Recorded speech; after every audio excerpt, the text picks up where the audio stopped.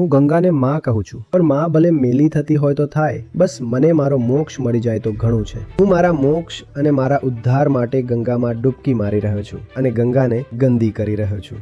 દુનિયાના કોઈ પણ દેશમાં તમને આટલી ગંદી નદીઓ જોવા નહીં મળે. અને નવાઈની વાત એ છે કે આ જ લોક ધર્મીઓએ નદીઓને માં કહી છે. આવું વિરોધાભાસી દ્રશ્ય પણ તમને બીજા કોઈ દેશમાં નહીં મળે. ભારતમાં પર્વતોની જે દુર્દશા છે તેવી દુનિયામાં ક્યાંય નહીં હોય. તેમ છતાં આપણે આપણા પર્વતોને દેવ સ્થળ કે દેવભૂમિ કહીએ છીએ. આ પણ તમને બીજે ક્યાંય જોવા નહીં મળે, કારણ કે આપણું દરેક કામ સ્વાર્થ માટે છે. લોક ધર્મનો અર્થ જ છે સ્વાર્થ માટેનો ધર્મ. અને આ કેટલી દુઃખદ વાત છે, કારણ કે આપણી પાસે, હું વારંવાર કહું છું કે દુનિયાનું સર્વોચ્ચ દર્શન છે. આ સર્વોચ્ચ દર્શન જ આદર્શ રીતે આપણા ધર્મની આધારશિલા હોવી જોઈતી હતી. આપણો ધર્મ ઘણો ઊંચો હોવો જોઈતો હતો, પણ આપણે એ આકાશ જેવી ઊંચાઈને જમીન પર જ નહીં પણ પાતાળમાં પટકી દીધી છે.